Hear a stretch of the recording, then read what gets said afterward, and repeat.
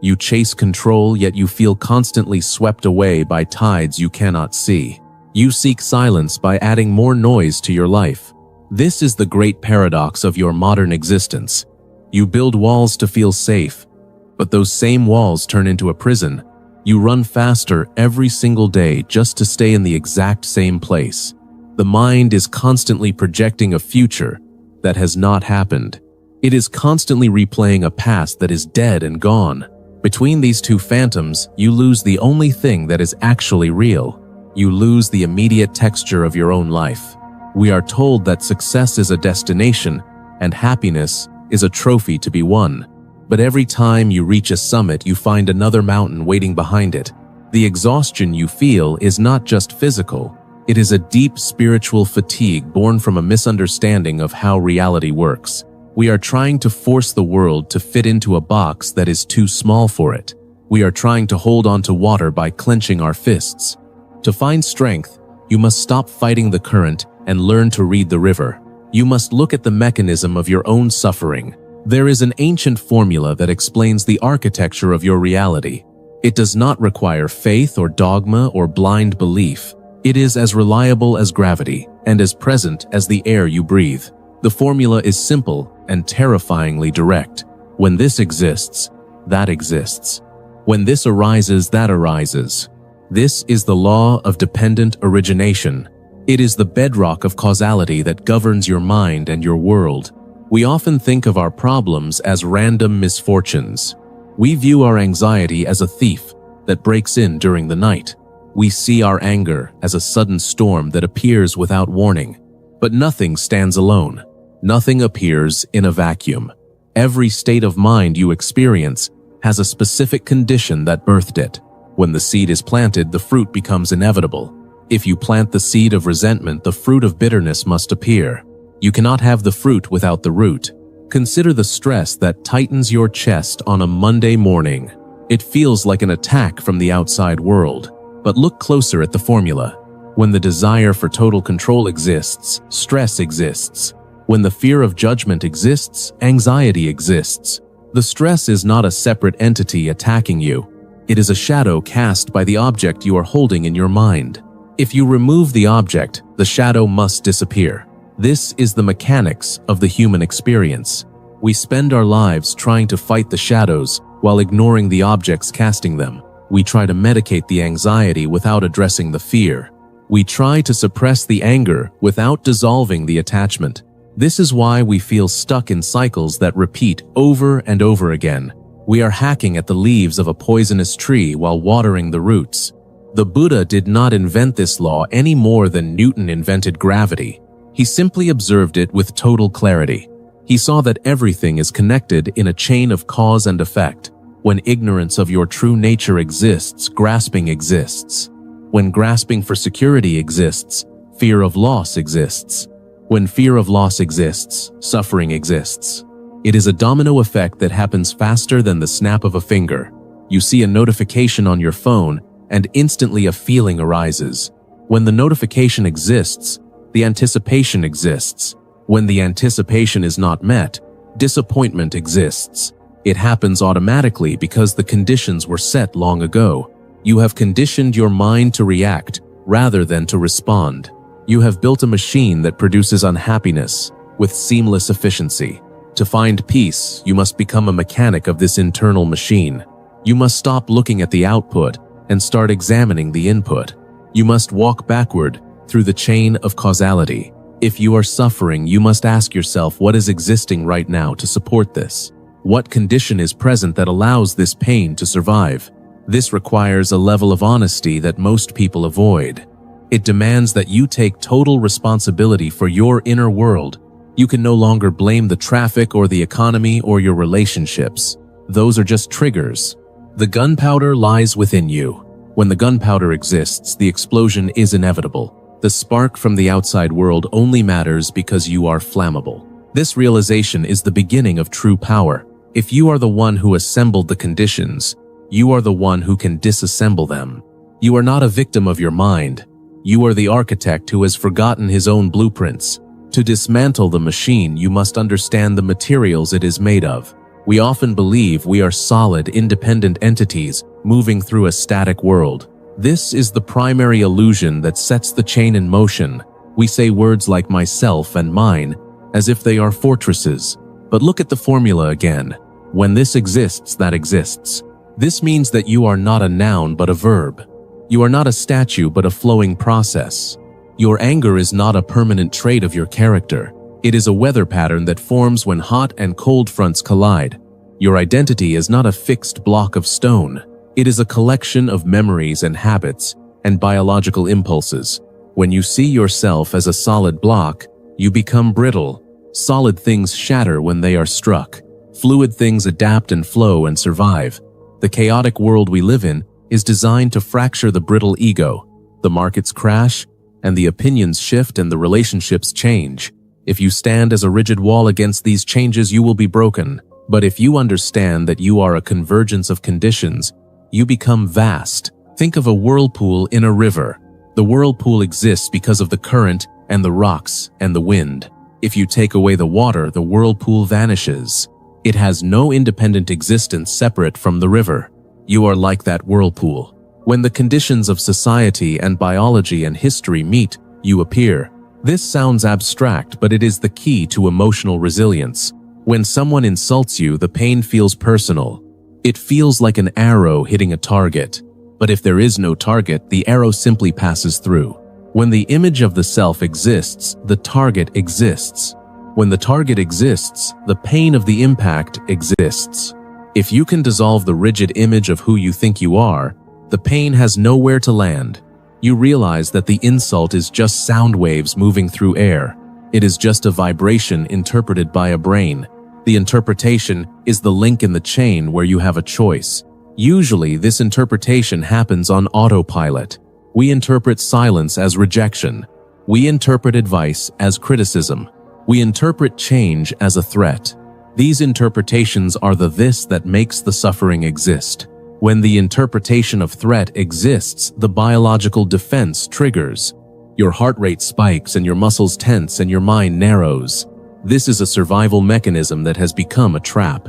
In the modern world, we are rarely in physical danger. We are in psychological danger. We are protecting our egos, not our bodies. But the body does not know the difference. It burns energy and floods your system with cortisol to fight a ghost.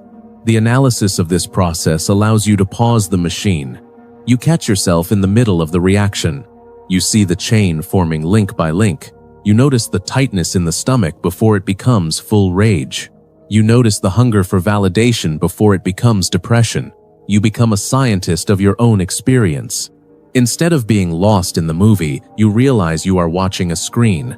You see the projector and the light and the film reel. You understand that if you cut the film, the image on the screen dies. This is not about becoming a robot without feelings. It is about having feelings without being enslaved by them. It is about feeling the anger rise and understanding its origin. You say to yourself, this anger exists because my expectation was broken. My expectation existed because I wanted the world to obey my will. My desire for control is the root. Suddenly, the anger loses its grip on you. It becomes just another phenomenon passing through the vast space of awareness. You stop feeding it with new thoughts and new justifications. When the fuel is removed, the fire must go out. This is the law. When the fuel exists, the fire exists. When the fuel is gone, the fire ceases. The analysis gives you the courage to stop adding fuel. It gives you the wisdom to let the fire burn itself out without consuming you. You begin to see that everything you are chasing is also made of these temporary conditions. The pleasure you seek is dependent on fragile things. The status you want is dependent on the opinions of others. When you see the strings attached to everything, you stop grabbing so blindly.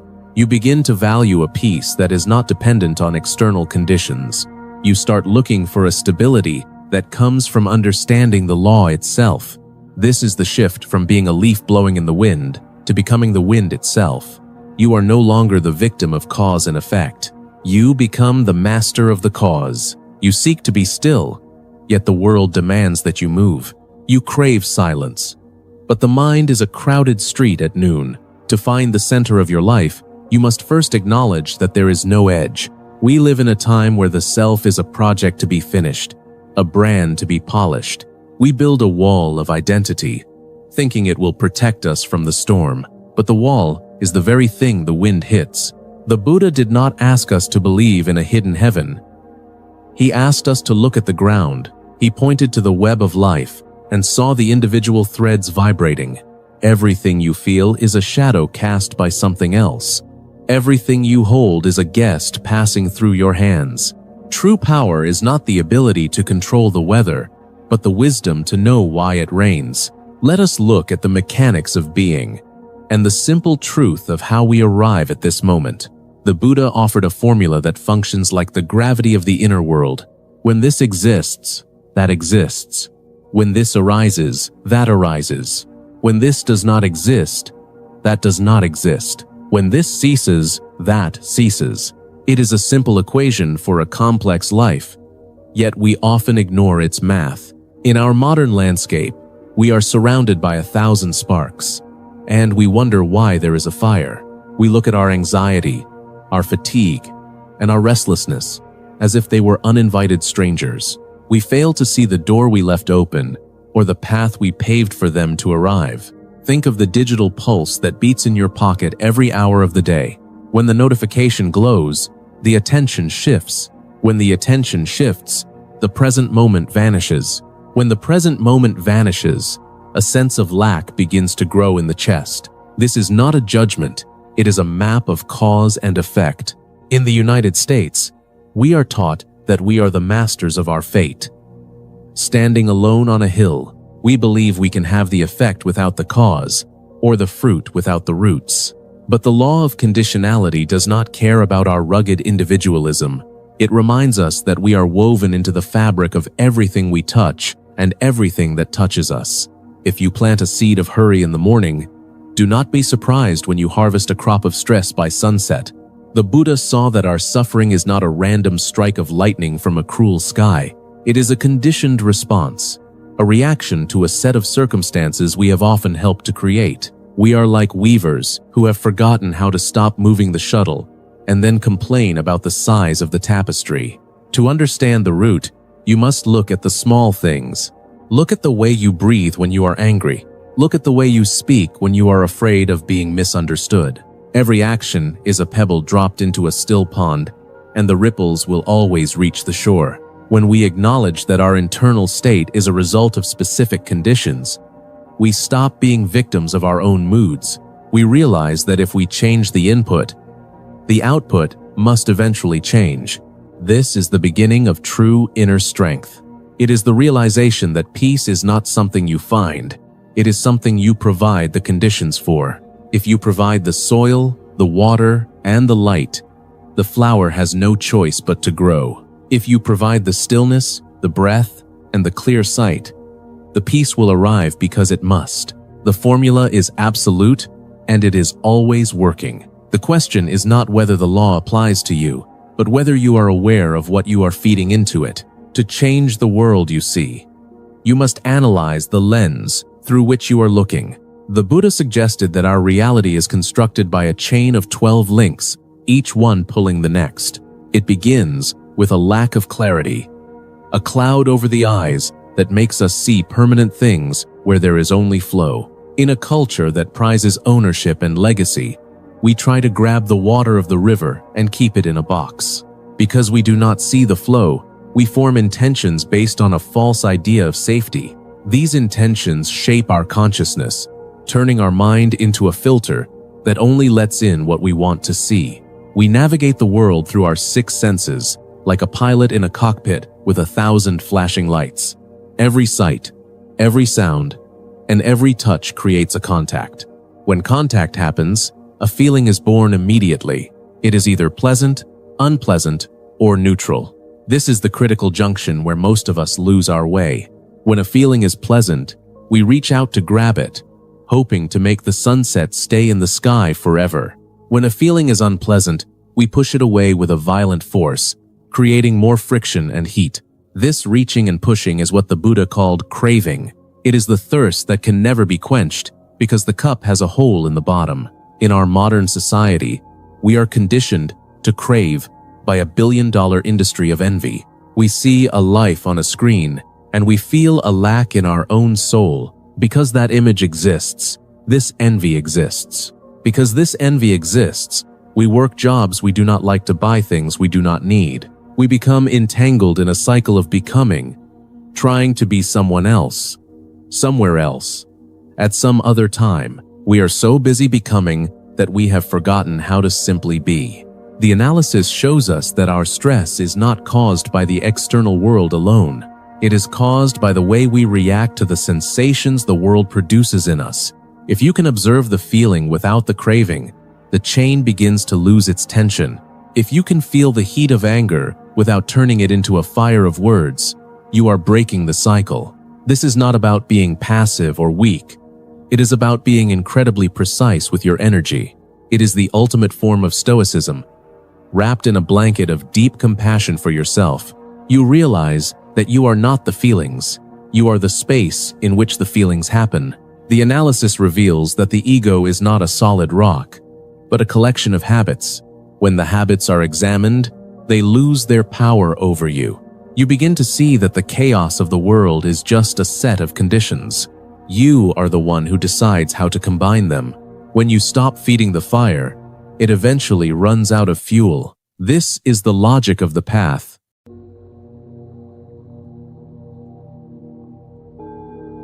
You wake up every morning and feel like the center of the universe.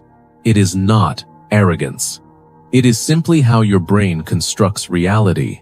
You are the protagonist in a movie that never ends. But there is a subtle problem with this script. No matter what you achieve or how much you acquire, a low hum of anxiety remains in the background. You fix one problem, and two more take its place. We spend our entire lives trying to build a fortress around a self that does not actually exist in the way we think it does. This is the great paradox of the human condition. We are biological machines, wired to survive. But that same wiring makes it almost impossible to be truly at peace. We treat life as a series of battles to be won. We treat the world as something separate from us, something to be conquered or controlled. But what if this feeling of separation is just a trick of the mind? What if the anxiety you feel is not because something is wrong with your life, but because you are misunderstanding what life is? Let us stop pretending for a moment. Let us look at the machinery running beneath the surface of your daily struggle. We are going to walk through the mind of the Buddha not as a religious figure, but as the first great psychologist of human suffering. And we will see how modern evolutionary science backs up what he saw 2,500 years ago. To understand why we suffer, we must first look at where we came from. Imagine your ancestors on the African savanna hundreds of thousands of years ago. Life was not about finding purpose or self-actualization. Life was about one simple thing: survival. You are the descendant of the nervous ones. You are the offspring of the paranoid. The ancestors who were relaxed and happy while sitting in the tall grass did not survive to pass on their genes. They were eaten by predators. The ones who survived were the ones who saw danger where there was none. They were the ones who were constantly scanning for threats. This is the brain you have inherited. It is a brilliant survival machine, but it is a terrible happiness machine. Evolutionary psychology teaches us that our brains are designed to categorize and divide. To survive, you need to know clearly where you end and where the tiger begins. You need to create a sharp boundary between self and other. This is the birth of the ego. It is a necessary function for a biological organism. But the Buddha saw deeply into this mechanism. He realized that this tool for survival had become a prison. We take this temporary functional boundary and we turn it into a solid identity. We believe this separate self is permanent and real. We spend our energy defending it, promoting it, and worrying about it. When someone insults you, it feels like a physical attack. Why? Because to your primitive brain, a threat to your social standing was a threat to your survival. If you were cast out of the tribe, you died. So today, an email from your boss triggers the same stress response as a lion in the bushes. The Buddha called this ignorance, not stupidity, but a fundamental misunderstanding of reality. We cling to things that are constantly changing, hoping they will give us stability. We want the pleasure to last forever. We want the pain to go away immediately. But evolution did not design you to be permanently satisfied. If you were permanently satisfied, you would stop looking for food. You would stop looking for a mate. You would stop striving. So nature gave us a dopamine system that rewards us just enough to keep us moving, but never enough to let us rest. This is the biological basis of what the Buddha called dukkha. It is often translated as suffering, but it really means unsatisfactoriness. It is the feeling that something is always missing. It is the wheel that does not turn quite right. We think if we just get that promotion, or that relationship, or that house, we will finally arrive. But there is no arrival. The goalpost always moves. The Buddha saw this cycle clearly. He saw that we are chasing shadows. We are trying to satisfy a prehistoric drive for security in a modern world where the dangers are mostly psychological. We are trying to feed an ego that is insatiable by design. Understanding this is the first step to breaking free. You are not broken because you are anxious. You are simply a human being operating on outdated software. But unlike other animals, you have the capacity to examine the code. You have the capacity to see the root of the problem. The root is not the world around you. The root is the illusion that you are separate from it. Let us look closer at this idea of separation. You look at your hand and you say it is yours. You look at the tree outside and you say it is other. This distinction allows you to navigate the room without walking into walls. It is useful on a practical level, but is it true on a fundamental level? The Buddha used a method of analytical deconstruction that predates modern systems theory by millennia. He asked us to look for the self we are so obsessed with. Where is it? Are you your body? Your body is completely different today than it was 10 years ago. Every cell is replaced over time. The atoms in your body were once part of stars, rocks, and other living things. Are you your thoughts? Thoughts come and go without your permission. If you were your thoughts, you could choose to never have a negative one, but you cannot. Are you your emotions? They rise and fall like the weather. When you strip away the body, the thoughts, the feelings, and the perceptions, you find nothing solid remaining. This is what the Buddha meant by emptiness. It does not mean nothing exists.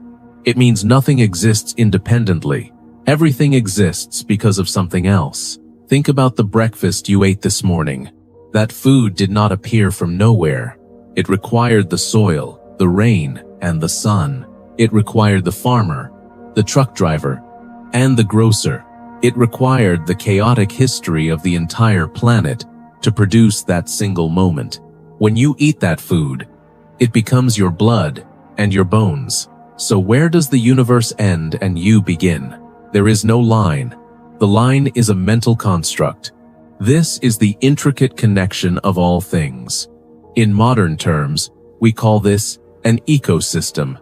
We call it complex systems theory. The Buddha saw it through direct observation of his own experience.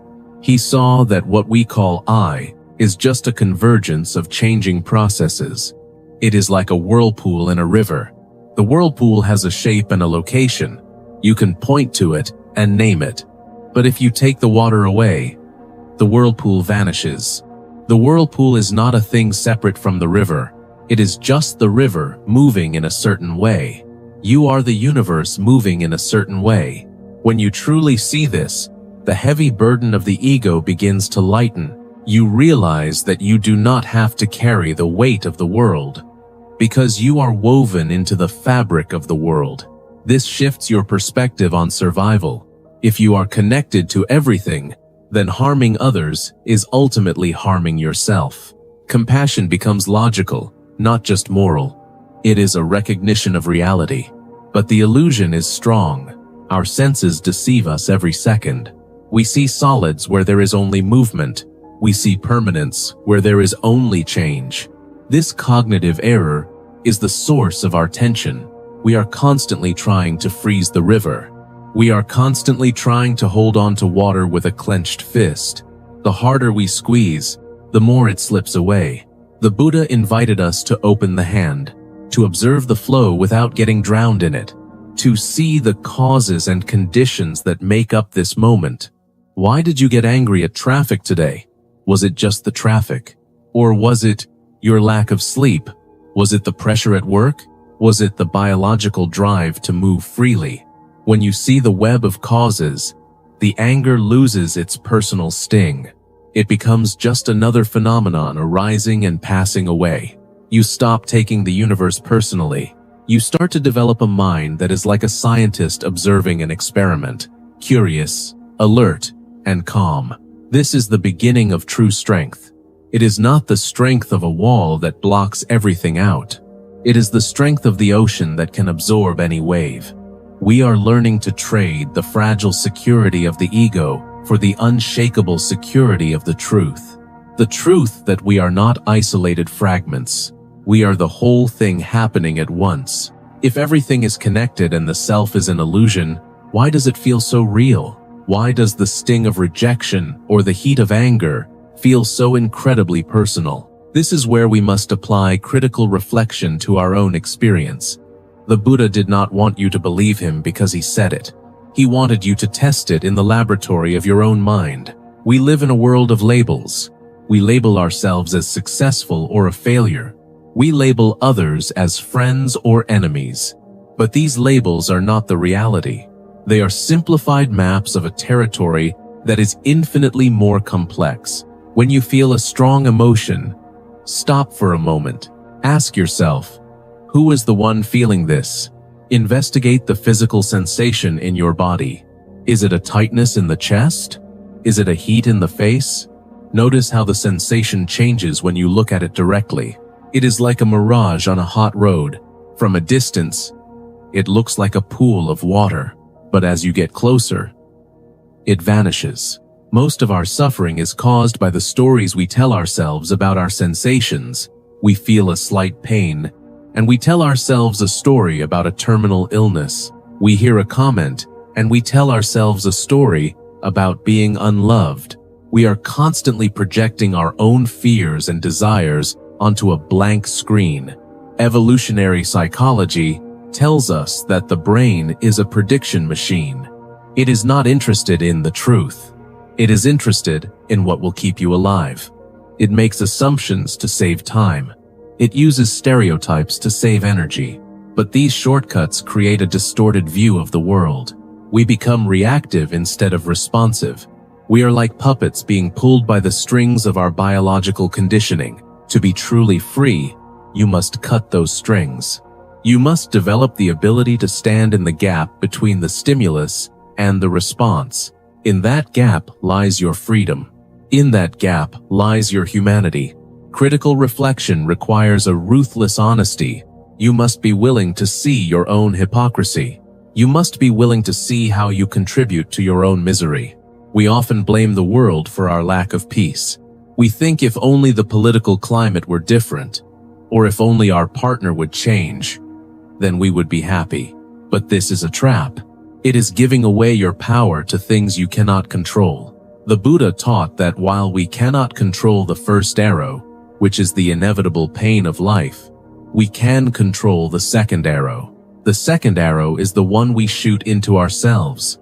It is our reaction to the pain. It is the resentment, the self-pity, and the blame. The second arrow is optional. Reflect on how many second arrows you have shot into yourself today. Reflect on how much of your stress is caused by your resistance to what is already happening. The world is as it is. The weather is as it is. People are as they are.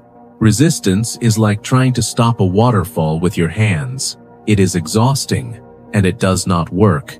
Acceptance is not a sign of weakness. It is a sign of profound intelligence. It is seeing the nature of reality and deciding to work with it rather than against it. This is where multi-dimensional thinking begins. You see the biological drive, you see the psychological pattern, and you see the philosophical truth all at once. You become the observer of your own life. You are no longer just the actor on the stage. You are also the one sitting in the audience, watching the play with a quiet smile. Now we must bring these insights into the fabric of daily life. Philosophy without application is just an intellectual game. The Buddha's thought is a practical technology for living. How do you apply mindfulness to your work or your relationships?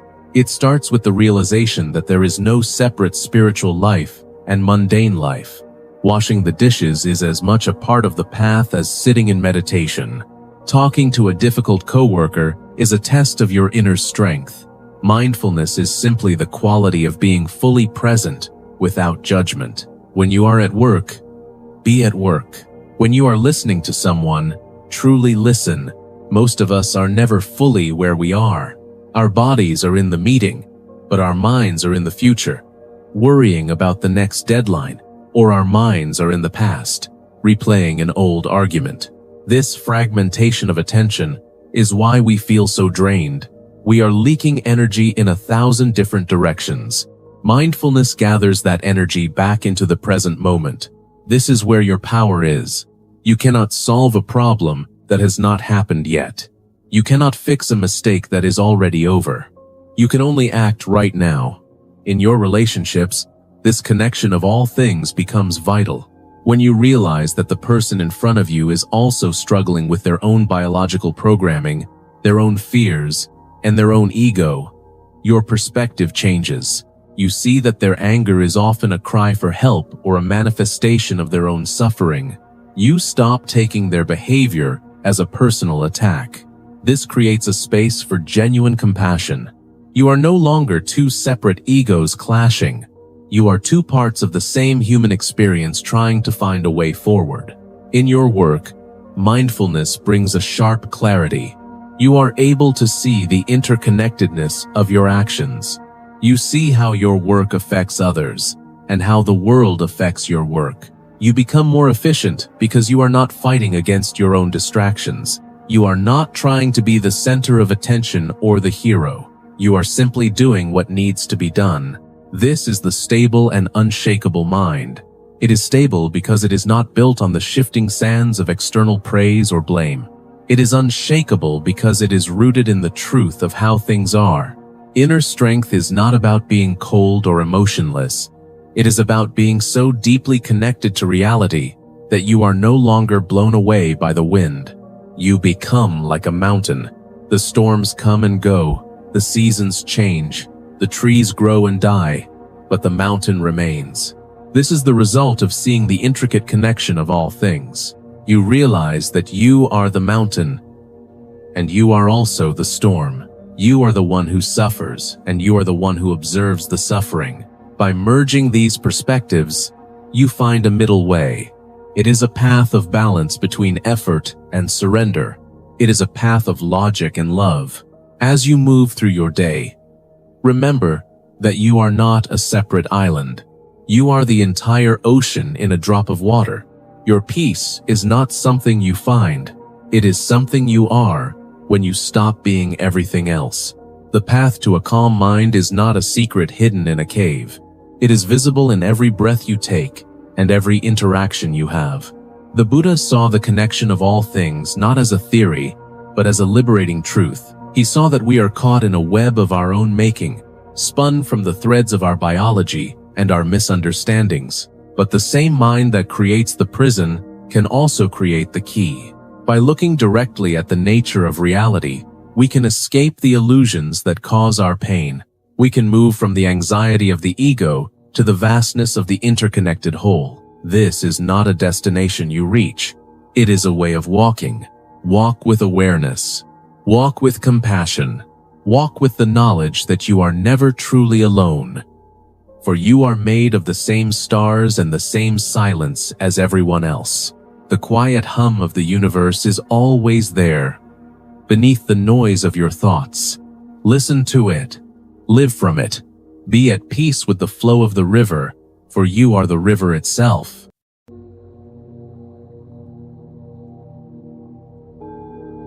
We spend our entire lives waiting for a moment that never arrives. We convince ourselves that once we get the job, or the partner, or the house, the noise in our heads will finally stop. But it never stops. The moment we satisfy one hunger, another one rises to take its place. This is not a mistake in the system. It is the system itself. 2,500 years ago, a man sat beneath a tree in northern India determined to dismantle this machine. He was not looking for a god to save him. He was acting like a scientist observing a complex experiment. He wanted to know why the mind constantly manufactures suffering, even when the body is safe. What he discovered that night was not a religious doctrine. It was a psychological map of how reality is constructed. He saw the chain of 12 links that binds us to a cycle of dissatisfaction. Let us walk through this discovery together. Imagine sitting in total darkness. Your eyes are open, but you cannot see the terrain around you. Because you cannot see, you have to guess. This is the first link in the chain. The Buddha called it ignorance. This is not a lack of intelligence or book knowledge. It is a fundamental blindness to how reality actually operates. In evolutionary terms, your brain is not designed to show you the truth. Your brain is designed to help you survive. It filters out the vast majority of information to create a simplified map of the world. It tells you that you are a solid, permanent entity, separate from everything else. It tells you that things will last forever. This is a necessary illusion for survival, but it is a disaster for peace of mind. Because we believe this illusion, we begin to act. This leads to the second link, which we call volitional formations. These are the deep, driving impulses within us. Think of these as the programming code written by millions of years of evolution. The code says to move toward pleasure and run away from pain. The code says to accumulate resources and defend your territory. When the Buddha looked deeply into his own mind, he saw that these impulses were not him. They were just energy patterns reacting to the blindness of the first step. Because we do not see reality clearly, we construct a personality to defend ourselves. We build a fortress of habits, opinions, and reactions. We create a story about who we are. I am the successful one. I am the victim. I am the smart one. These are all formations born from the fear of being nothing. Under that tree, the Buddha realized that this activity never stops.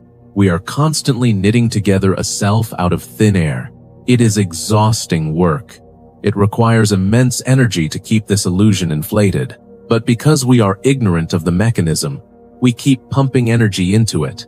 We think that if we just build the walls high enough, we will finally be safe. But the safety never comes, because the foundation is a misunderstanding. We are trying to freeze a flowing river. We are trying to hold on to smoke. This is the tragedy of the human condition. We are biologically hardwired to crave stability in a universe that is defined by change. The friction between our craving for permanence and the reality of impermanence is the spark that starts the fire of suffering. Everything that follows in our lives flows from this initial error. We mistake the map for the territory. We mistake our thoughts for reality. And so the wheel begins to turn. From the darkness of ignorance and the energy of our impulses, something wakes up. This is the third link, called consciousness. It is the light that turns on in the room, but it is not a pure light. It is conditioned by all those habits and survival drives we just talked about. Consciousness seeks a place to land. It needs a vehicle to experience the world. This leads to the fourth link, which is mind and body. You cannot have a mind without a body to support it, and a body is meaningless without a mind to animate it. They lean on each other like two sheaves of reeds. The Buddha saw that we are not a ghost in a machine. We are the entire process of the machine operating. Once this mind and body system is active, it needs windows to look out at the world. This is the fifth link, the 6 sense bases. We have eyes, ears, nose, tongue, body, and the mind itself. Notice that the mind is treated just like an eye or an ear. It is just another sense organ that detects thoughts and ideas. In evolutionary psychology, these senses are your radar system. They are constantly scanning the environment for threats and opportunities. They are not passive cameras recording the truth. They are active seekers. Your eye looks for contrast and movement. Your mind looks for patterns and problems to solve. Then comes the inevitable collision. The sixth link is contact. The eye meets a form. The ear meets a sound. The mind meets a thought. This is the moment the outside world hits your nervous system. You walk into a room and smell coffee. That is contact. You look at your phone and see a notification. That is contact. Up until this point, the process is largely mechanical. It is just biology doing what biology does. But right here is where the trouble begins to accelerate. Immediately following contact comes the seventh link, which is feeling. This is the most critical juncture for us to understand. In this context, feeling does not mean emotion like sadness or anger. It means the immediate tone of the experience. Is it pleasant? Is it unpleasant? Or is it neutral? This happens in a split second. Before you even know what you are looking at, your brain has already stamped it with a label. This is good for me. This is bad for me. This is irrelevant to me. This is the dopamine system kicking in. This is the cortisol system reacting. The Buddha realized that we are slaves to these three tones. We spend our entire lives chasing the pleasant feeling. We spend our entire lives running from the unpleasant feeling. And we numb ourselves to the neutral feeling. We think the happiness is inside the object we are chasing.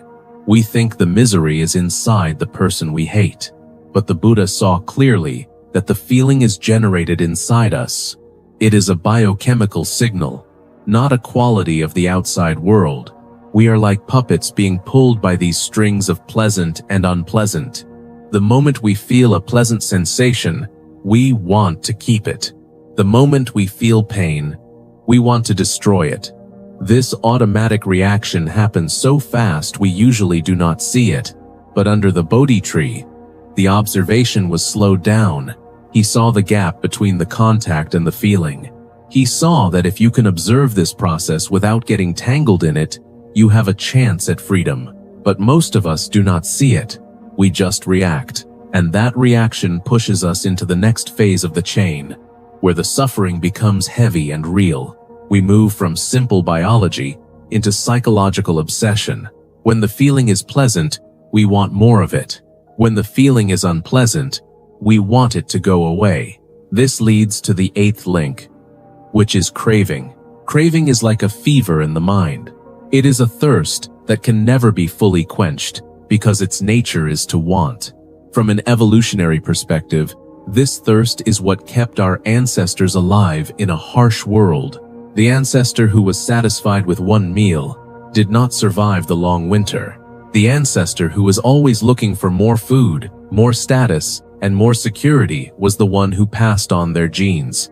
We are the biological descendants of the most restless, most anxious, and most dissatisfied people in history. Our brains are wired to prioritize the next moment over the current one. This is why the thrill of a new purchase or a promotion fades so quickly. The brain is not interested in your long-term happiness. It is only interested in your continued survival and reproduction. Once craving takes root, it hardens into the ninth link, which is clinging. If craving is the reaching out of the hand, clinging is the tight grasp that refuses to let go. We cling to four main things in our lives. We cling to sensory pleasures, trying to make the good feelings last forever. We cling to our views and opinions, feeling personally attacked when someone disagrees with us. We cling to rules and rituals, thinking they will give us a sense of control over a chaotic world. And most deeply, we cling to the idea of a permanent self. We build a mental fortress around our identity and defend it as if it were our physical body. This clinging creates a massive amount of psychological tension because everything in the universe is constantly moving and we are trying to stand perfectly still. We are trying to hold on to a wave in the middle of a vast ocean. This tension leads to the 10th link, which is becoming. Becoming is the process of taking on a role or a state of existence. because we crave and we cling. We feel the urgent need to be someone. We become the angry person when we are cut off in traffic. We become the superior person when we receive a compliment.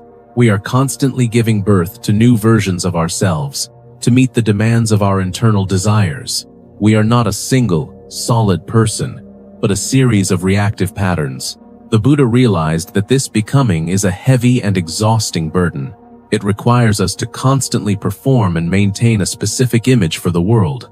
We are like actors who have forgotten they are performing in a play. We take every single line of the script personally. We suffer because we think the character on the stage is our true and only self. But the character is just a collection of habits and survival strategies. If we can see the mechanism of becoming, we can start to relax the grip. We can see that the roles we play are temporary and conditioned by our environment. This is the beginning of true critical reflection. It is the realization that we are active participants in our own imprisonment. We are the ones turning the wheel of our own dissatisfaction. By seeing the chain, we begin to find the key. The process of becoming leads directly to the 11th link, which is birth. In this context, birth is not just the physical event of entering the world at the start of life. It is the birth of any state of being or any new problem. It is the birth of a conflict in a relationship when expectations are not met. It is the birth of a project at work that carries the weight of our self-worth. It is the birth of a new identity that we feel we must protect at all costs. Whenever we say, "I am this," or "I have that," a new world of potential suffering is born. And the moment something is born, the 12th link becomes an absolute certainty. This link is aging, death, sorrow, lamentation, and despair. This is the most difficult truth for the human mind to face. Anything that has a beginning must, by definition, have an end. If you give birth to a desire, you also give birth to the grief that comes when that desire is eventually frustrated. If you give birth to a rigid ego, you give birth to the constant fear of that ego being diminished or ignored. The Buddha saw that we are trapped in a loop of birth and death every single day of our lives. We experience 1,000 little deaths in our moods, our careers, and our social circles. We suffer because we try to have the birth without the death. We want the beginning of the relationship without the inevitable change that time brings. We want the success without the possibility of failure or the burden of maintenance. But the chain of dependent origination shows us that these things are inseparable. They are two sides of the same coin of existence. Applying this knowledge to your daily life means practicing mindfulness at the point of contact. When you are at work and you feel a surge of anger from an email, you pause. When you are in a relationship and you feel a hit of dopamine from a compliment, you observe it. You see the feeling for what it is, just a biological signal passing through your nervous system. You do not let it turn into an obsession or a craving. You do not let it turn into a new version of yourself that is dependent on that external validation. This pause is the space where your true freedom lives. In that space, you can act with reason and compassion instead of reacting with primitive instinct. You can be calm in a chaotic environment because you are not clinging to the need for a specific outcome. You can be stable in a difficult conversation because you are not demanding that the other person satisfy your internal hunger for approval. This is not about being cold, detached, or indifferent to life. It is about being clear and fully present. It is about having an unshakable mind that sees reality exactly as it is, not as we want it to be. When you stop feeding the chain of reaction, the wheel begins to slow down on its own. The noise in your head starts to quiet, and the frantic search for satisfaction begins to end. You realize that the peace you were looking for was never in the next achievement. It was always found in the cessation of the struggle to get somewhere else. The 12 links are not a death sentence for the human spirit. They are a precise map to the exit of the labyrinth. By understanding how we manufacture our own suffering, we finally gain the power to stop the process. This requires a radical and consistent honesty with ourselves. It requires us to look directly at our cravings and our fears, without flinching or turning away. It is a path of immense inner strength and profound psychological clarity. The world around you will continue to change, and the waves of life will continue to crash. But you do not have to be swept away by the current anymore. You can stand firmly on the shore of your own awareness, watching the tide come in and go out. You are no longer a prisoner of the chain of reaction. You are the conscious observer of the entire process. And in that observation, there is a silence and a peace that the world cannot touch. It is a stable, calm, and unshakable way of being in the world. It is the end of the search and the beginning of true life.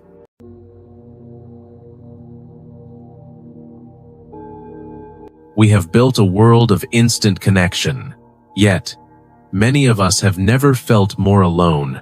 We reach out through screens, through signals, through waves in the air, and in the quiet moments, we feel a strange and persistent ache of separation.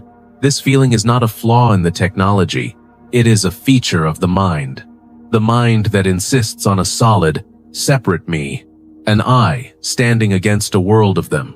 This I is the greatest story we have ever told ourselves, and perhaps the source of our deepest sorrows. We are not here to adopt a new belief, but to learn to see, with our own eyes, what has always been true, to look directly at reality, and find our way back to the whole. The story of me begins deep in our history. It is a survival story, written in our very bones, in our DNA.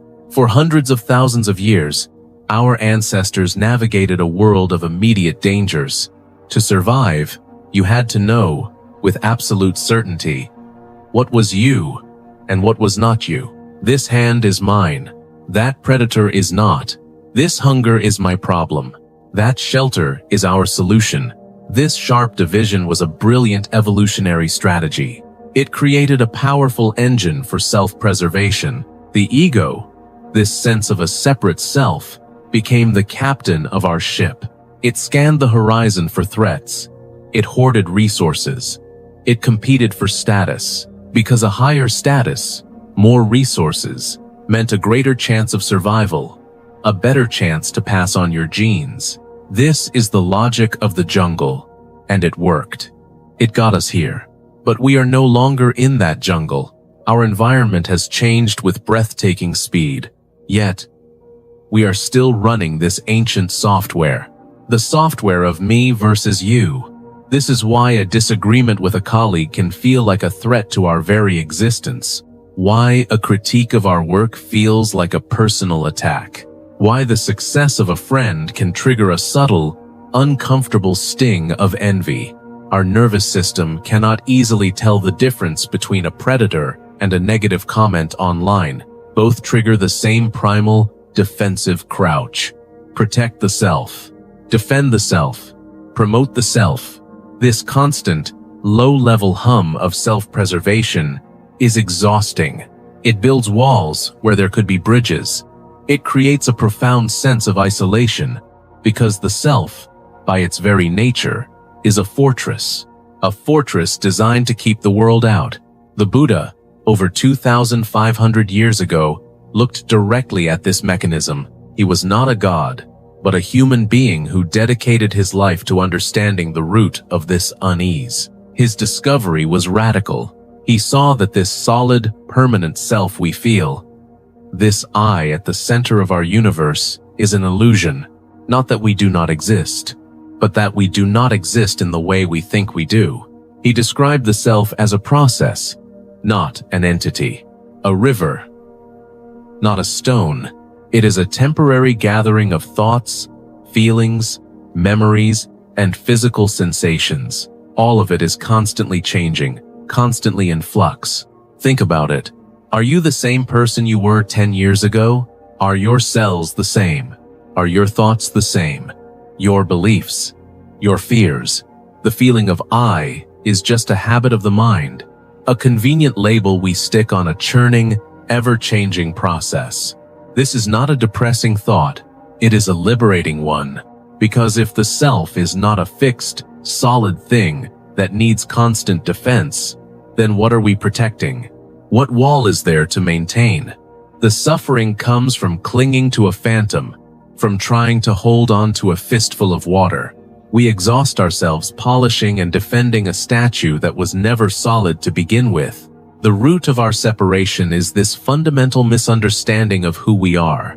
We believe we are a noun, when in fact, we are a verb, a constant unfolding, an ongoing event, inseparable from all the other events around us. The first step, then, is to simply notice this, to watch the defensive crouch, to feel the sting of envy, and to gently question the one who feels so threatened.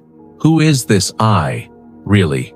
To see beyond the illusion of the separate self, we need a map, a way to understand how this illusion is built. Moment by moment, the Buddha provided such a map. It is called dependent origination. This might sound like a complex philosophical term, but it is deeply practical. It is a simple, profound analysis of cause and effect. The core principle is this. This is, because that is, this ceases to be. Because that ceases to be. Nothing exists in isolation. Everything arises in dependence on other factors. A flower cannot exist without the soil, the water, the sunlight, the air. The flower is not a separate thing, but a manifestation of all these non-flower elements. In the same way, our suffering, our feeling of separation, does not arise from nowhere. It is also a process, a chain of dependent links, and by understanding the chain, we can learn where to break it. Let us trace this chain with a simple, modern example. You are scrolling through your phone. This is the beginning, a contact between a sense organ, your eye, and an object, the screen. You see a post from a friend, announcing a big promotion. This is a sensation, just raw data entering your nervous system. Immediately, a feeling arises. Perhaps it is an unpleasant feeling, a tightness in your chest, a sinking in your stomach. This is the second link. Feeling, our ancient brain software, wired for comparison and status, immediately tags this feeling. Unpleasant, a threat to my status. From this unpleasant feeling, a craving is born. Not a craving for something, but a craving to get rid of something. A craving for this unpleasant feeling to go away. This is the third link. Craving or aversion. I do not want this feeling. I need to feel better about myself. This craving fuels the next link, which is clinging or attachment. The mind latches onto the story of I. I am not as successful as them. I am falling behind. Why not me? My life is not good enough. We cling to these thoughts. We identify with them completely. They become our reality in that moment. This clinging, this identification with the story of a deficient self, is what gives rise to the final, visible outcome. Suffering, anxiety, envy, sadness, a feeling of deep separation and loneliness. Notice the progression. It all happened automatically, in a split second. From a simple contact with a picture on a screen, an entire world of suffering was constructed.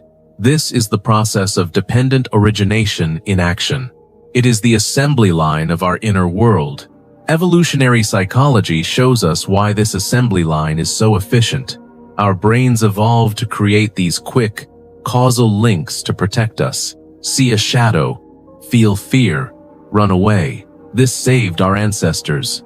But now, this same mechanism runs wild in our complex social world. See a post, feel envy, create a story of lack. The process is identical. The power of this analysis is that it takes the experience out of the realm of I and me. It is no longer about, I am an envious person, or I am a failure. Instead, it becomes an observation of an impersonal process. A condition arose, which led to a feeling, which led to a craving, which led to a story, which led to suffering. It is a chain reaction, and knowing this allows us to stop blaming ourselves We are not broken or flawed. We are simply running a very old, very predictable program. The analysis itself creates a space, a moment of clarity between the feeling and the story. In that space, we find our freedom. We are not trying to stop the feelings from arising. They will arise. They are a natural response. The key is to see them for what they are. Just feelings. Just energy in the body. Not a command. Not a verdict on our self-worth. We can observe the process without becoming a character in the drama it creates. This is the beginning of emotional intelligence, of inner strength. It is the act of seeing the nature of reality right inside our own minds. So, we have a map of the mind's assembly line. We can trace how a simple sight or sound becomes a story of lack and sorrow. But a map is useless if you never look at the terrain around you, or, more importantly, the terrain within you. This is where critical reflection begins. It is the brave act of turning this analysis inward, not with judgment, but with a quiet, steady curiosity. It is about asking, where does this ancient software run in my own life? Think about the last time you felt a sharp sting of anger or frustration. Perhaps it was in traffic, when someone cut you off, or in a meeting, when your idea was dismissed, or at home, when a loved one said something that felt like a criticism. Let us slow down that moment. The event happens. The car swerves. The comment is made. That is the contact. What was the immediate feeling in your body? A flash of heat in the chest, a tightening in the jaw, a knot in the stomach. That is the feeling. The raw, unfiltered sensation. Now, watch what the mind did next. How quickly did it generate a story? That person is an idiot. They do not respect me. They think I am incompetent. They do not love me. Notice how the story is always about I, me, and mine. My respect, my competence, my feeling of being loved. The mind instantly creates a protagonist, a victim in a drama of its own making. This is the craving and the clinging. The craving to restore the self, to push away the unpleasant feeling of being wronged or diminished. The clinging to the story that makes us the righteous center of the universe. And the result, of course, is suffering, the simmering anger, the replayed arguments in your head, the feeling of being isolated and misunderstood. The critical reflection is to ask, with genuine curiosity, is that story true? Is it absolutely 100% true that their action was a calculated attack on my personal worth? Or is it possible that they are running their own software, that they are caught in their own chain of causes and effects, their own fears, their own cravings, their own stories? Perhaps their action had very little to do with me at all. This is not about making excuses for others. It is about freeing ourselves from the prison of our own reactions. By questioning the story, we loosen its grip. We see it for what it is, a mental construct, a hypothesis, not the absolute truth. This practice requires a gentle but persistent honesty. We must look at our own defensiveness, our own need to be right, our own subtle moments of envy and pride, not to condemn them, but to understand them as impersonal habits of the mind. Like a knee-jerk reflex, the more we observe this process, the less personal it becomes. The ego, which once seemed like a solid, commanding general, starts to look more like a frantic, insecure puppet, pulled by the strings of ancient conditioning. And when we see the puppet, we are no longer the puppet. We are the witness. This is multidimensional thinking in practice, using reason to see the pattern, using experience to feel it in our bodies, and using critical thought to question the validity of the mind's immediate narrative. It is the path to seeing reality as it is, not as our ego insists it must be. Observing the machine is the first step. Questioning its output is the second. The synthesis is learning to live with this awareness, day by day, moment by moment. This is the essence of applying mindfulness. Mindfulness is not about emptying the mind. It is about seeing what is in the mind clearly, without being swept away by it. It is the skill of holding that precious space we discovered, the space between the feeling and the story. When the tightness in the chest arises, you can meet it with awareness. You can say, "Ah, there is that feeling again. Hello, old friend." You do not have to immediately launch the story of being wronged. You can simply be with the physical sensation, breathing with it, allowing it to be there, without needing it to go away. What you will find is that the feeling, when not fed by a story, is just energy. It arises, it crests, and it passes. Like a wave in the ocean, the suffering was never in the wave itself. It was in our desperate attempt to stop the wave, to control it, to build a wall against it. The synthesis is learning to be the ocean, vast, deep, and spacious enough to hold every wave of emotion without being threatened. This is the cultivation of inner strength, a stable, calm, and unshakable mind, not a mind that is numb or emotionless, but a mind that is no longer a slave to its own fleeting weather patterns. And from this inner stability, a new way of relating to the world is born, the spirit of mutual affection. This is not a sentimental idea. It is a logical conclusion of seeing things as they are. Through the lens of dependent origination, we see that we are all interconnected. We are all a confluence of causes and conditions. The person who cut you off in traffic, the colleague who dismissed your idea, the loved one who spoke a harsh word, they are also caught in this chain. Their actions arise from their own hidden web of feelings, cravings, and stories, woven from their unique history and conditioning. When you see this, truly see it, it becomes very difficult to hold on to anger. It is like being angry at a storm for raining. The storm is just doing what storms do, based on atmospheric conditions. This does not mean we tolerate harmful behavior, but we can respond to it from a place of clarity and compassion, rather than reactive anger. We can set boundaries with strength, but without hatred. We begin to see the shared humanity beneath the surface-level conflicts. We see that everyone is struggling with the same ancient software. Everyone is just trying to protect their fragile sense of self. Everyone is seeking happiness and trying to avoid suffering. In this shared vulnerability, we find our connection. The feeling of separation, of me against them, begins to dissolve. We realize that my well-being is not separate from your well-being. Like flowers in the same garden, we draw from the same soil. Kindness becomes less of a moral duty and more of a natural, intelligent response to the way things are. This is the synthesis, weaving this profound understanding into the fabric of our daily lives, transforming our work, our relationships, and our own hearts. We began with the ache of loneliness in a connected world. We saw that this loneliness is a product of a story, the story of a separate self, a fortress we build to protect a phantom. We followed the map of the Buddha's thought, not as a dogma, but as a practical guide.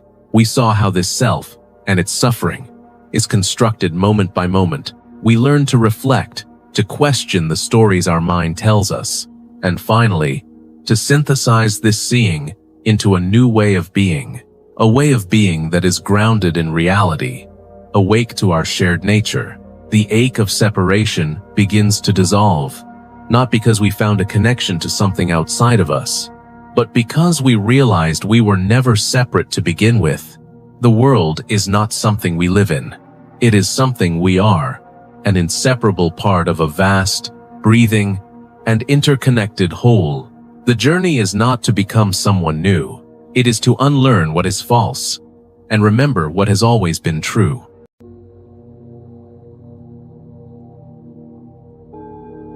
You are running toward a horizon that does not exist, chasing a shadow that you call yourself.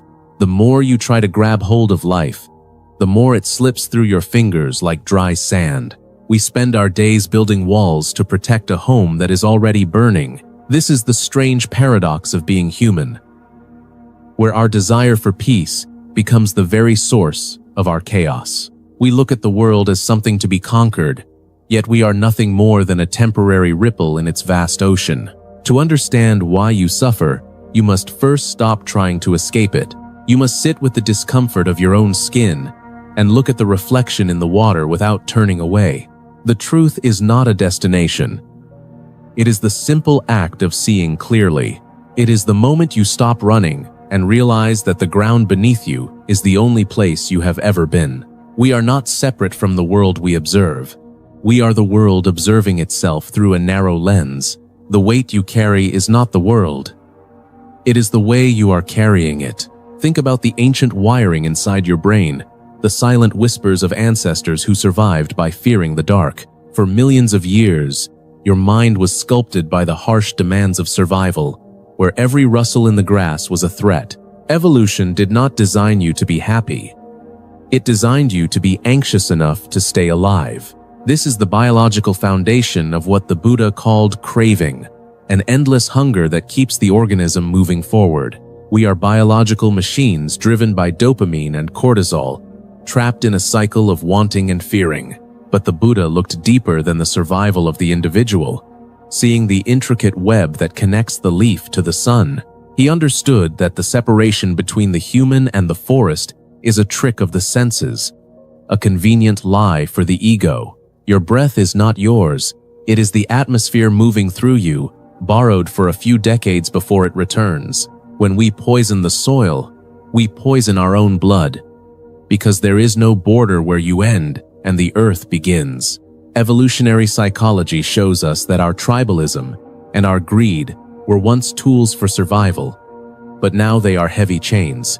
We cling to our identities like a drowning person clings to a stone, thinking it will save us. The root of our misery is this refusal to accept that we are part of a shifting, changing, and symbiotic whole. Nature does not rush, yet everything is accomplished. While we burn ourselves out trying to be more than we are, we have forgotten how to be a part of the landscape, choosing instead to be its masters. But a master who destroys his house will soon have nowhere to sleep, and no walls to protect his pride. The ancient wisdom of the forest tells us that strength is found in flexibility, not in the rigid walls of the ego. We must recognize that our instincts are just echoes of a wild past, and they do not have to define our future. By understanding the biological roots of our desire, we can begin to see the cage we have built for ourselves. It is only when we stop fighting against the natural flow of reality that we can find a stable place to stand. Our ancestors looked at the stars and felt a deep connection to the cosmos, but we look at our screens and feel only isolation. We have traded the vastness of the natural world for the narrow confines of our own desires. Yet the DNA in your cells carries the history of the entire planet, a long chain of life that has never been broken. The Buddha taught that to harm another is to harm yourself, because the boundary between self and other is an illusion. If we could see the world as a single organism, we would realize that our individual struggles are part of a larger pulse. The fear of death is simply the fear of the drop of water returning to the ocean. But the ocean is not afraid, it simply is, moving with the tides and the wind in a dance that has no beginning and no end. When we align our rhythm with the rhythm of the earth, our internal noise begins to fade into a profound silence. This is the starting point of our journey, the recognition that we are not visitors here, we are the earth itself. Look at your life through the lens of a scientist observing a chemical reaction, without judgment or bias. The mind is a master architect of illusions, creating a story where you are the central hero of a grand drama. We perceive reality through a filter of past memories and future anxieties, rarely seeing the present for what it truly is. This filter is the ego, a collection of thoughts and labels that we mistake for a solid soul. The Buddha challenged us to dissect this self, to look for the permanent core that we defend so fiercely. When you look closely, you find only a stream of sensations, a flicker of thoughts, and a heavy bag of memories. There is no pilot in the cockpit, only the flight itself, moving through the clouds of experience.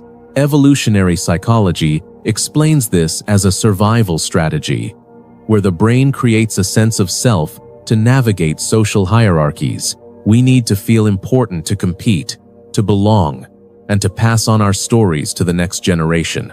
But this constant maintenance of the self is exhausting, requiring us to perform a role that never ends. We analyze our relationships and our work as if they are static objects, but they are actually fluid processes. Suffering arises when we try to freeze the river, trying to keep the good moments and push away the bad. True critical thinking requires us to question the very nature of our perceptions, asking if what we see is real or just a projection. The American dream often tells us that more is better, that we can buy our way out of the human condition. Yet the more we accumulate, the more we have to lose, and the more the fear of loss grows within us. To see reality is to acknowledge the transience of all things, from the stars in the sky to the cells in your body. This is not a nihilistic view, but a liberating realization that releases us from the pressure of perfection. When you stop trying to control the uncontrollable, your mind becomes like a calm lake, reflecting the moon without distortion. Reason tells us that we cannot change the laws of nature, so the only logical path is to align ourselves with them. By analyzing the mechanics of our own suffering, we find the key to the lock that we have been holding all along. We are often like people who are thirsty, but refuse to drink because the cup is not the right color. Our expectations are the bars of our prison, and our attachments are the locks. If you look at your anger, you will see that it is always tied to a desire for things to be different than they are. If you look at your sadness, you will see that it is a mourning for something that was never truly yours to keep. The analysis of the mind reveals that we are not our thoughts. We are the space in which thoughts appear. This shift in perspective is the beginning of true inner strength, a stability that does not depend on external circumstances. We spend so much energy trying to fix the world when we have not yet understood the one who is looking at it. The Buddha did not ask us to believe in magic. He asked us to use our reason to see the cause and effect of our own pain. By stripping away the layers of social conditioning and biological impulse, we find a clarity that is both sharp and kind. This is the work of a lifetime, a patient observation of the patterns that keep us running in circles. Once the pattern is seen, it loses its power over you, and you can finally step off the wheel. We must challenge the very foundation of our certainty, for the mind is a deceptive storyteller. Evolution has primed us to seek patterns where there are none, and to find enemies in every shadow. In the modern world, this survival instinct manifests as a constant need for validation and a fear of missing out. We are living with biological software that is millions of years old, trying to navigate a world of digital noise. Critical reflection requires us to step back and ask if our reactions are based on reality or ancient echoes. When you feel a surge of anger or a wave of jealousy, that is the ghost of a primate ancestor trying to protect its status. The Buddha taught us to observe these impulses without becoming them, to see them as passing weather in the mind. Consider the way we view our possessions as extensions of our very being, as if a car or a house could define a soul. This is a cognitive error, a confusion of the map for the territory, where we mistake labels for the lived experience. Our culture teaches us to be individuals, separate and competing. Yet science shows us we are a single biological event. Every atom in your body was once inside a star, and it will eventually find its way into the soil and the sea. If we are all made of the same stardust, then the walls we build between us are nothing more than mental constructs. Why do we cling so tightly to a version of ourselves that is constantly changing, like a cloud in a high wind? Your body is not the same body it was 7 years ago, as every cell has been replaced by the food you eat and the air you breathe. You are a process, a verb rather than a noun, yet you insist on being a fixed point in a moving universe. This rigidity is the source of our fragility, making us break when the winds of change blow too hard. Reflect on the nature of your desires, and ask yourself if they are truly yours or if they were planted by a screen. We are conditioned by a society that profits from our discontent, telling us that we are never enough as we are. But the forest does not ask the tree to be anything other than a tree, and the mountain does not apologize for its height. We must cultivate a healthy skepticism toward our own thoughts, recognizing that a thought is just a mental event. Just because you think you are a failure does not make it a fact, any more than thinking you can fly makes it true. The practice of critical thinking is the practice of deconstructing the ego, piece by piece, until only awareness remains. When you stop identifying with the stories in your head, you find a freedom that no one can take away from you. This is the strength of the Buddha, a mind that has looked into the abyss of the self and found it empty of a solid core. In that emptiness, there is no room for fear, because there is nothing left to defend or to lose.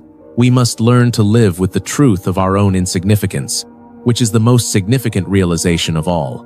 By letting go of the need to be special, we finally allow ourselves to be whole and connected to the pulse of life.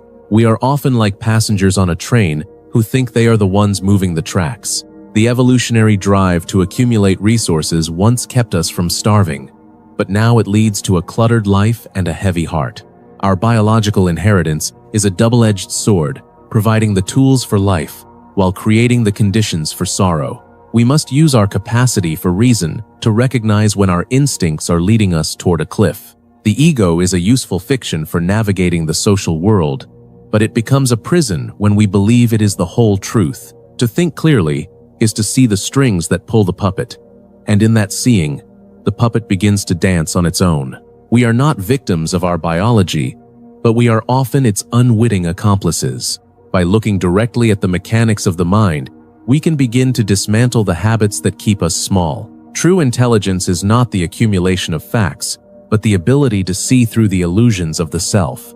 When the noise of the ego is silenced, the music of reality can finally be heard. Mindfulness is not a retreat from the world, but a way of engaging with it more deeply and more honestly. It is the clarity you bring to a difficult conversation and the patience you show when things do not go your way. When you are at work, mindfulness is the ability to focus on the task without being hijacked by the need for praise. It is the recognition that your labor is a contribution to the whole, a thread in the vast tapestry of human effort. In your relationships, it is the capacity to listen without preparing a defense, and to see the other person as a mirror of yourself. We often treat people as tools for our own satisfaction, rather than as sentient beings with their own burdens and joys.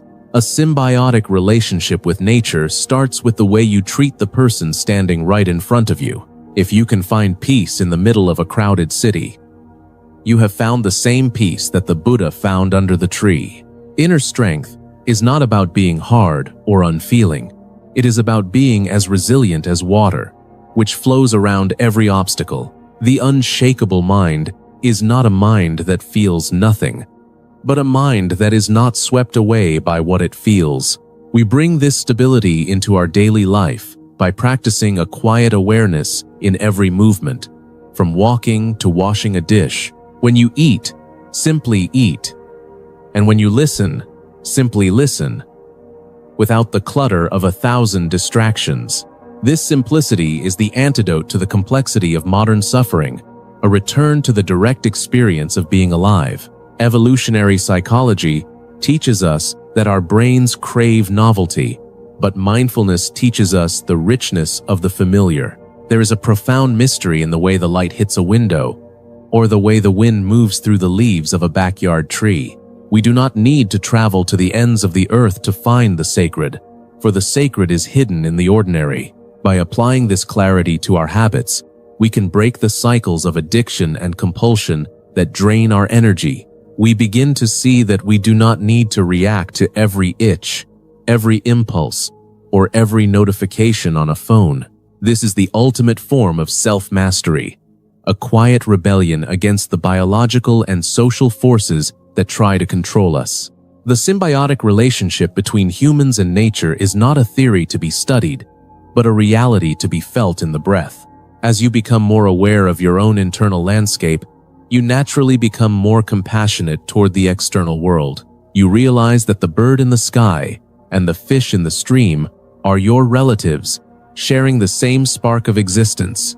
This compassion is not a moral duty, but a natural consequence of seeing the truth of our interdependence. When the mind is calm, the world is calm, and when the mind is clear, the path forward is always visible. You no longer need to search for meaning, because the act of living with awareness is the meaning itself. We become a steady presence in a chaotic world, a point of light for those who are still lost in the dark. In the fast-paced rhythm of American life, we often feel like we are falling behind a clock that never stops. But mindfulness teaches us that time is a mental construct, and the only moment that exists is the one happening now. When you are stuck in traffic, notice the tension in your shoulders and the heat of your frustration. By observing these sensations without judgment, you create a small space of freedom between the stimulus and your response. This space is where your true power lies, the power to choose peace over conflict and clarity over confusion. The healing power of the natural world is always available to us, if we can only learn to be still. We heal ourselves and the planet at the same time by returning to the wisdom of the earth. The journey does not end with understanding. It begins with the first step you take into the light of the present. You are not a separate island in a vast ocean. You are the ocean itself in a single, beautiful wave. Let go of the heavy burden of being someone and find the quiet joy of simply being. The world is not something to be solved. It is a mystery to be lived with an open heart and a steady mind. Look around you. Breathe in the air that the trees have prepared for you, and realize you are home. There is nothing to chase, nothing to hide from, and nothing to fear in the truth of who you are. The silence you seek has been within you all along, waiting for you to stop talking and start listening. Walk forward with a gentle strength, knowing that you are never alone in this dance of existence.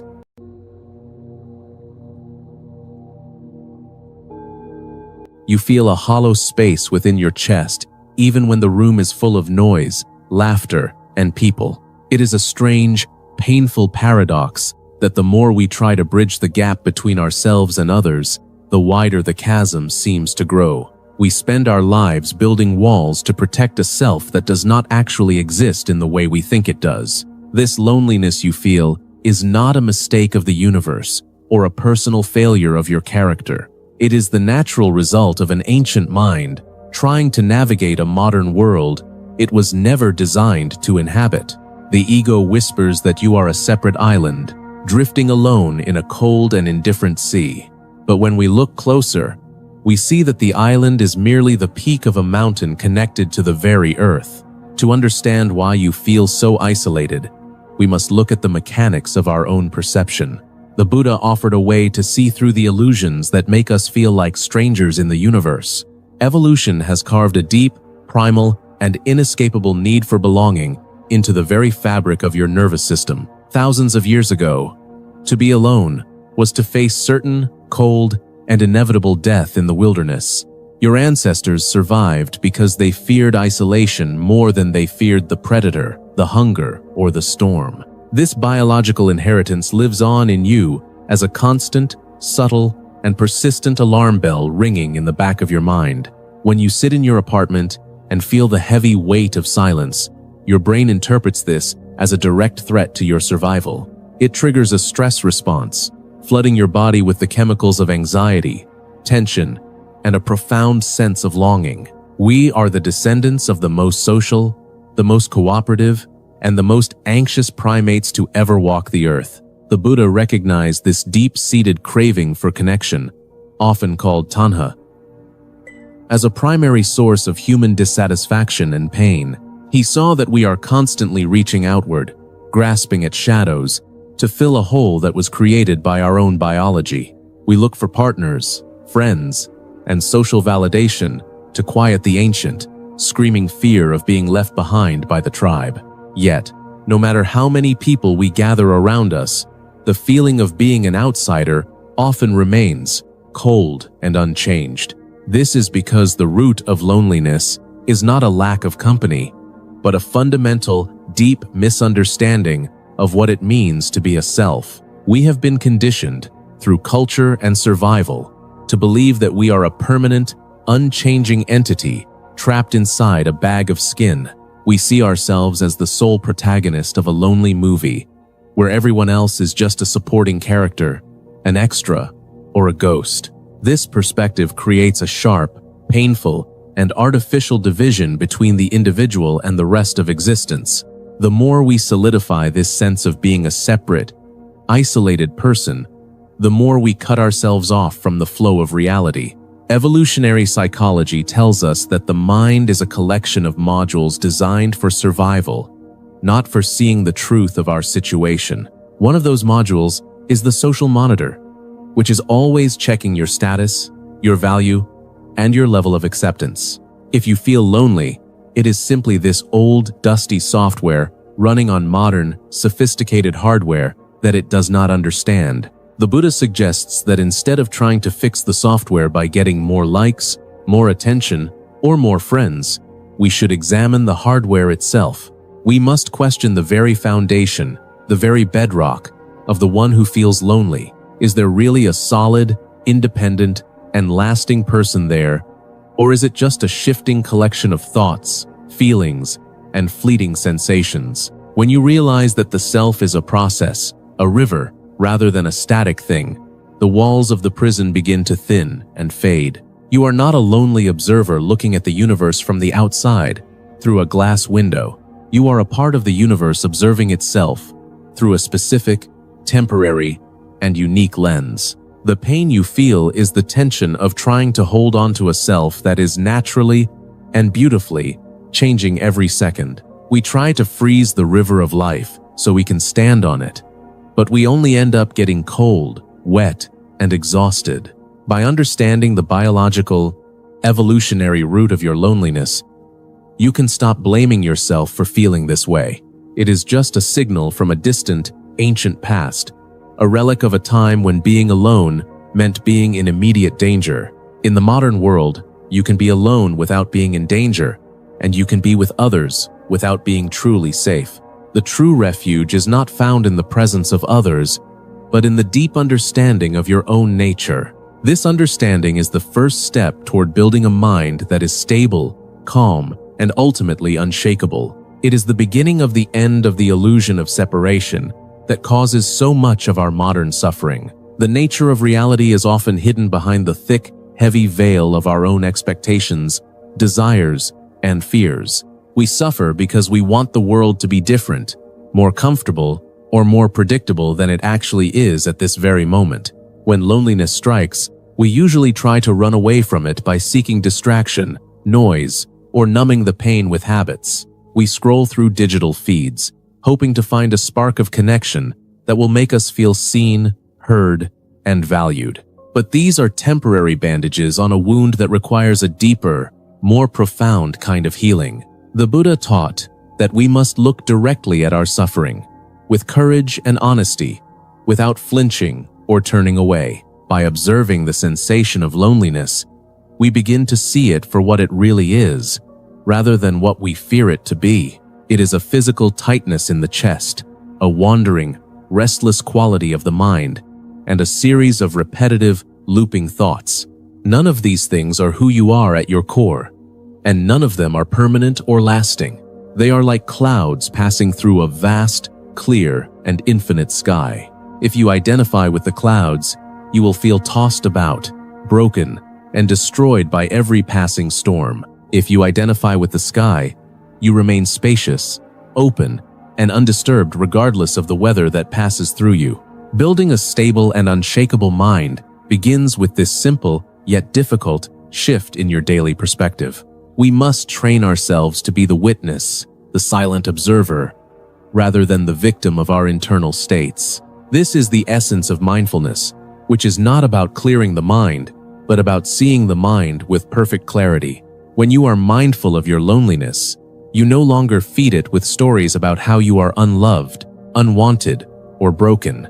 You simply note that the feeling of loneliness is present, like a guest in your house, and you allow it to exist without judgment. In that space of non-judgment, the heat and the intensity of the emotion begin to dissolve and fade away. Evolutionary psychology suggests that our brains are naturally biased toward the negative to keep us alert and safe. We focus on what is missing, what is wrong, and what is lacking rather than what is present and whole.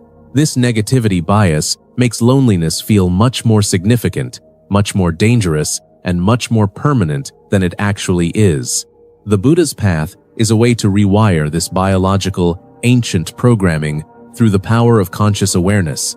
To find true peace, we must apply a sharp, critical, and uncompromising logic to our own suffering. We often assume that our thoughts are the absolute truth, rather than just temporary events in the mind. Ask yourself who it is that feels this deep, aching, and persistent sense of isolation. Is it your body, which is made of atoms and energy borrowed from the stars and the earth? Is it your feelings, which rise and fall like the tides of a restless and unpredictable ocean? Is it your memories, which are just flickering, dusty, and often inaccurate images of a past that no longer exists? When you search for a solid, permanent core that constitutes yourself, you will find it is as elusive as the wind. The Buddha pointed out that we are composed of 5 aggregates, which are constantly shifting and interacting. There is form, feeling, perception, mental formations, and consciousness, but none of these are a fixed soul. Evolutionary psychology suggests that the brain constructs a sense of self to act as a central coordinator for survival. This ego is a useful fiction, a mental map that helps us navigate social hierarchies and secure resources. The problem arises when we mistake the map for the territory and the fiction for the ultimate reality. We become like an actor who has forgotten they are playing a role and now believes they truly are the character. If the character is lonely, the actor suffers because they have lost touch with their true, spacious nature. Critical reflection allows us to step back from the stage and see the lights, the props, and the script for what they are. You are not a person who is lonely. You are a vast field of awareness in which the thought of loneliness is currently appearing. This is not a semantic trick or a clever way to hide from your feelings, but a fundamental shift in how you relate to existence. When you stop feeding the ego with your attention, its power to make you suffer begins to diminish and fade. We must use our reason to dismantle the walls of the prison we have built around ourselves. Think about the food you eat, the air you breathe, and the language you use to think your very thoughts. None of these things originated within you.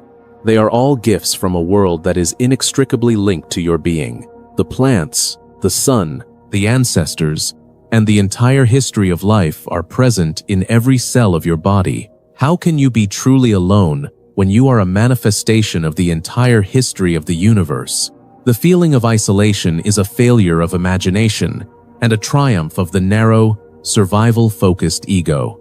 By looking at the interconnected nature of all things, we see that separation is the greatest illusion of all. This is the heart of critical thinking in the Buddhist tradition, where we use the mind to transcend the mind. It is a process of unlearning the false certainties that keep us small, afraid, and disconnected. When you challenge the narrative of the lonely self, you begin to see that your pain is shared by millions. Every person you meet is fighting a hard, hidden, and exhausting battle with their own sense of separation. Recognizing this common humanity is the bridge that leads you out of the private hell of your own making. Reason tells us that if the self is an illusion, then the loneliness of that self must also be an illusion. This does not mean the feeling is not real, but that it is not the final truth of your situation. By applying this sharp, analytical gaze, you cut through the fog of emotion and see the clear light of reality. Applying this clarity to your daily life transforms the way you interact with every person and every task. In your work, you can move from a place of seeking validation to a place of focused, selfless contribution. When you are no longer trying to use your career to bolster a fragile ego, you become more efficient, calm, and creative. You see your colleagues not as competitors or obstacles, but as fellow travelers facing the same existential challenges. The stress of performance and the fear of failure lose their grip when there is no permanent self to be wounded. In your relationships, mindfulness allows you to see others as they truly are, rather than as tools for your own comfort. Most of our social interactions are driven by the hungry ghost of the ego, always asking what it can get from the other person. We want them to love us, to admire us, or to distract us from our own internal emptiness and noise. When you recognize that they are also struggling with their own ancient, evolutionary programming, compassion arises naturally.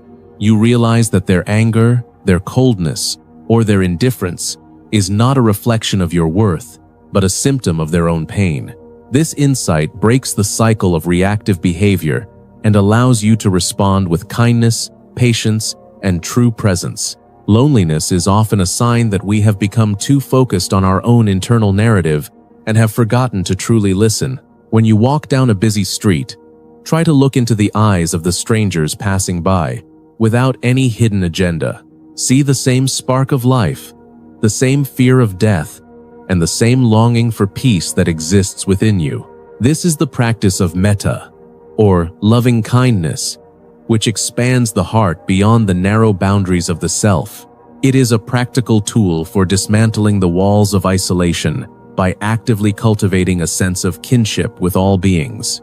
Even in your moments of deepest silence, you can practice being a friend to yourself rather than your own harshest critic. The Buddha suggested that the mind is like a wild animal that needs to be tamed with gentleness and consistent effort.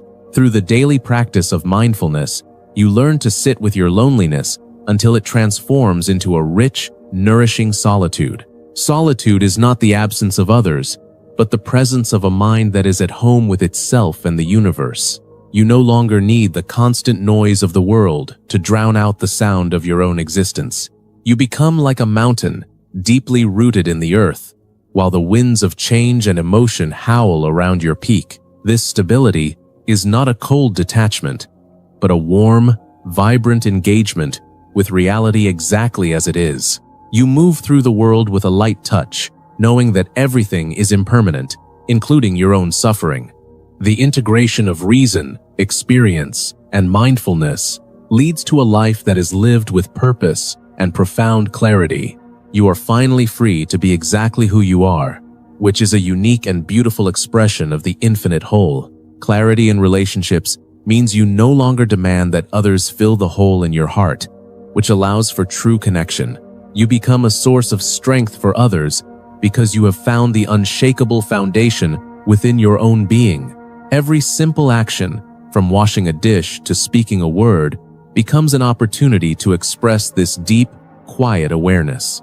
The journey out of loneliness is not a journey toward other people, but a journey toward the truth of your own nature. When you stop trying to escape the universe, you realize that you have never been separate from it for even a single moment. The Buddha's advice is not a promise of a life without pain, but a path to a life without unnecessary suffering. Look directly at the emptiness you feel, and you will find that it is actually a space of infinite possibility and connection. You are the universe experiencing itself through a human heart, and that heart is large enough to hold everything. Walk forward with a steady mind and a compassionate spirit, knowing that you are never truly alone. The silence of the stars is not a cold void, but a mirror reflecting the deep, quiet peace that has always been within you. This peace is your birthright, your true home, and the end of all your wandering.